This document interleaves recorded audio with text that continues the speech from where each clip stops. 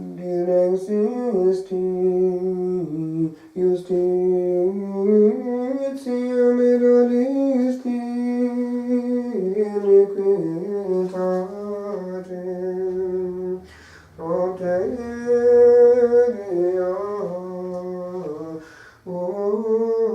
uxite Deus, Deus et tuus, Oleo letitiae,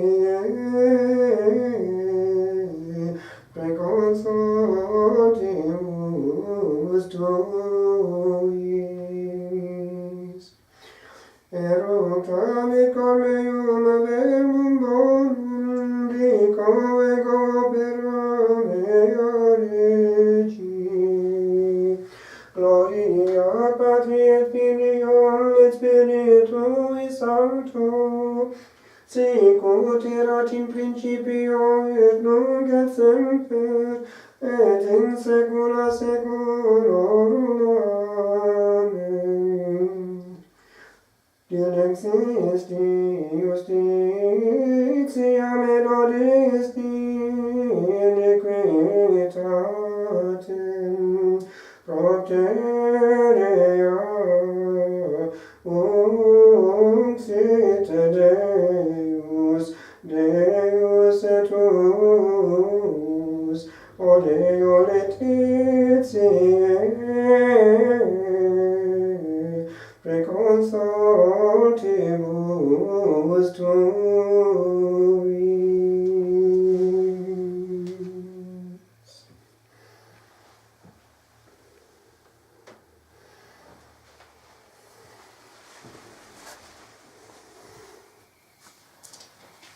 In the first reading on this feast of St. Teresa of Jesus, we have a program for life in the Spirit. If the Spirit is our life, we are told to be directed by the Spirit. And we hear the fruits of this Spirit-filled life: love, joy, peace, patience, kindness, goodness, trustfulness, gentleness, and self-control. We hear then, on the contrary, the list that the Apostle has already given of the contrary: quarrels, disagreements, factions, envy, and so on. A place where souls are living together in worship of the Lord, reproducing here on earth the choir of angels adoring and praising in heaven, should be a place of the list in question, that of the Spirit, not that of the flesh. If, on the other hand, we see envy, factions, and quarrels, then we see someone else, something else, creeping in by some chink or fissure, making sure that the convents and monasteries be not effective and effectual in that for which they exist. He has one great means of doing so. It is that of opening wide those chinks, those fissures, as wide as he possibly can, as the thin edge of the wedge, so that by a process of progressive osmosis and erosion, the outside comes inside and the difference between the two becomes minimized. The Lord in the Gospel has here strong language, and we can be sure that this corresponds pretty closely to the words once heard in the Holy Land 2,000 years ago, and which made the Pharisees and then the lawyers not too pleased. Hypocrisy. Alas for you, Pharisees, you who pay your tithe of mint and rue and all sorts of garden herbs, and overlook justice and the love of God. These you should have practiced without leaving the others undone. Now that is something that we can be sure is a criticism that we perhaps are more in danger of undergoing than we think. We can be very insistent on the cosmetics of either liturgy or the religious life, and charity can go pretty quickly through the window so that the cosmetics are maintained. I remember hearing this comment transmitted one day by actually the parish priest here in Duleek.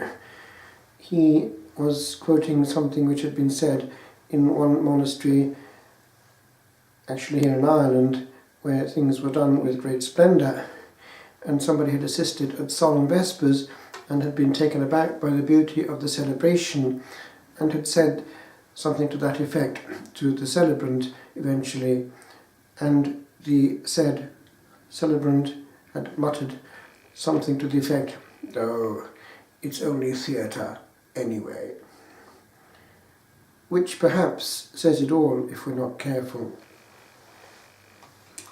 The advantage of the Carmelite life is that it only has the invisible. Liturgy is fairly simple, but they have 2 hours of mental prayer, one in the morning and one in the evening. Here we are, the two who collaborated in the work of the Lord.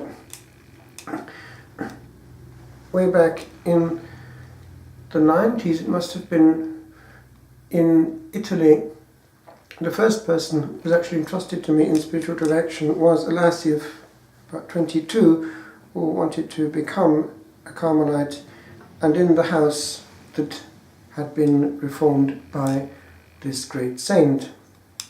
She went to Avila, and I got wind of what life was there behind the double grill. That double grill where these 2 saints had dialogued together, and it is said also went into levitation and ecstatic mode. She had intercepted him when he was about to go to the Carthusians out of reaction, and she persuaded him rather to stay in the order where he was and to work with her for its reform. This was the beginning then of what we now have as the OCD, the Order of Carmelites who are discalced. Now, with regard to the essence of this life, it is something that has always worked when taken seriously, and it has a whole theology and spirituality of the interior life given to us by these great mystics. Teresa herself was one of the 2 first ladies to be made a doctor of the Church way back in 1970 by Paul VI. And strangely enough, one of her spiritual daughters, who has her name also, Teresa of the Child Jesus, also has since become a doctor of the Church, both working on the invisible, which is where we want to stay for a few minutes and listen to what she has to say with regard to the importance of its cultivation. For cosmetics on the outside serve little if the soul is not taken care of.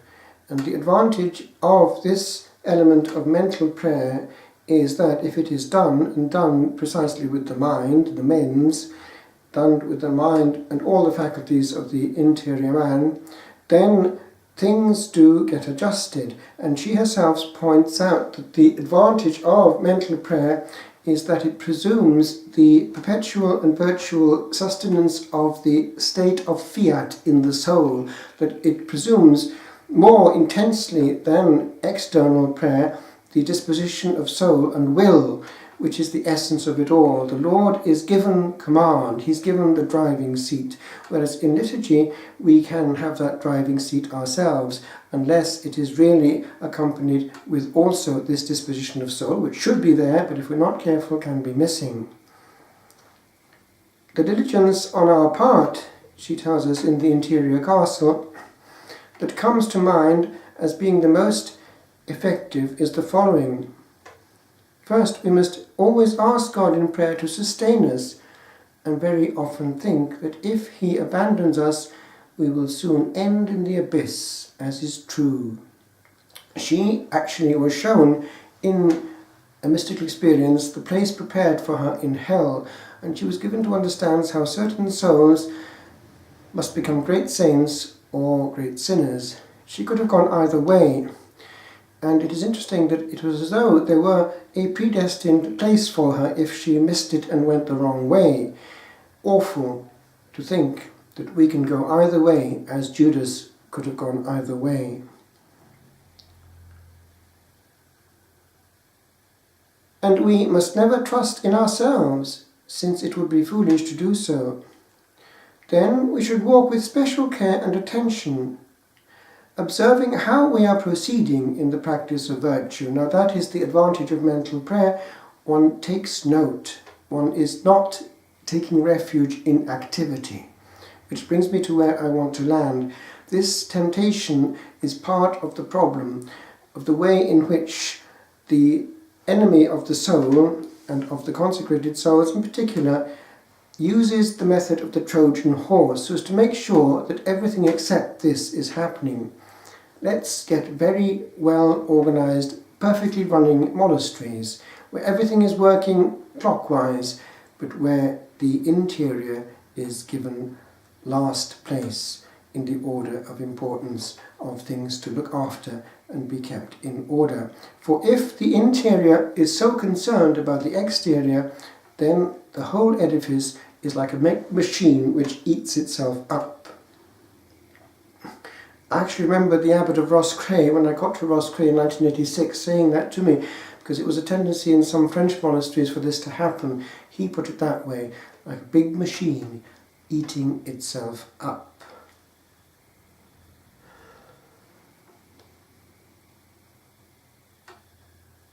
Whether we are getting better or worse in some area, especially in love for one another, in the desire to be considered the least among the sisters, and in the performance of ordinary tasks. That is what Teresa of Lisieux understood very well, the ordinary tasks, and this disappearing. We do not count before men. We do not have any place in the limelight. It is enough that we be watched by the angels and by the bridegroom of the soul. If the other itch there comes to the surface, even within community, then the whole thing is based on the sand. For if we look out for these things and ask the Lord to enlighten us, we will soon see the gain or the loss. Don't think that a soul that comes so close to God is allowed to lose him so quickly that the devil has an easy task. Now, the Lord is concerned about what goes in monasteries, and in a good monastery there is much grace and much activity of the Spirit around. He does inspire, he does provide, and things do happen. He is much honoured by a place that gives all its existence to honouring him. He will not let that place be short. And also, he will normally be seen to bless a good and faithful monastery with one problem that it's bound to have, its future. People will be sent. God is interested in sending souls to a place where he will receive the maximum of honour, whereas he will not be so easily sending them to a place which has precisely let in through some chink this thin end of the wedge. In particular, those instruments of communication which damage the mental prayer. Now, this is the problem.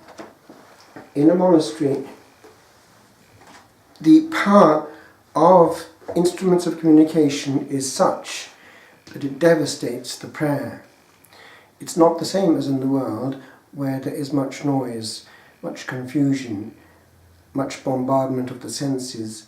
In a quiet cloister, the impact of a machine with the high-powered messages coming from outside is something else. I remember in France being disturbed by the introduction of television once a fortnight, for those who wished, in the chapter house itself, the chapter of La Trappe for the greater education of the brethren or whatever, but the way in which it makes a noise in the heart of the enclosure and changes the atmosphere, and also by the noise that it makes within the mind, the prayer, and the time, because it's time going from the tabernacle, because the traditional Trappist regime was that all time not given to community exercises like manual work or whatever it might be is automatically given to mental prayer and spiritual reading. Put an alternative there on a Sunday afternoon, a box which has powerful messages, and you have devastation on the use of time and also on the quality of prayer that follows. It's not the same when there is a television in the cloister. Now, down the line, we have another element. It's the cybersphere. It's extremely powerful, extremely dangerous for any soul trying to work on the invisible, because it's something visible, tangible, and palpable. It is something that can drain our soul and plug us into the abyss of hell.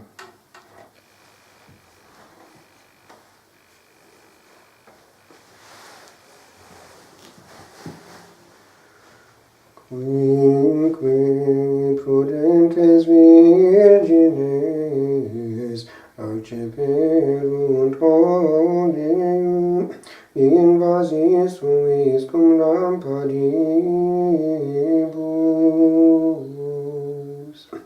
Media autem nocte clamor factus est,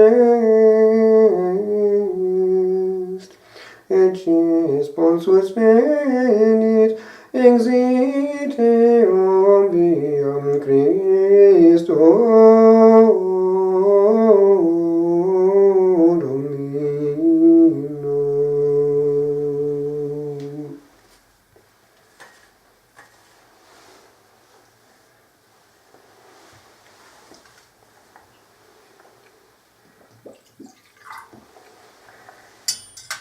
Misericordias Domini in aeternum cantabo. Misericordias Domini in aeternum cantabo. Misericordias Domini in aeternum cantabo. Still. When we are still, the world goes on its way, unheard, nay, doubly heard, for it need not at all times have our help, and sometimes may move onward on its course, when we're forgot. When we are still, the world is very wide, and there is room to hide beside the blast that can be heard afar. When we but bide a moment at a time, ere time be past. And when, my God, I wait a while, and let the all yet happen well, without my aid, and learn, e'en in my listening, to be set on hearing well the colour of each shade. Then I perceive a meaning sensed and known, for I receive alone when all alone.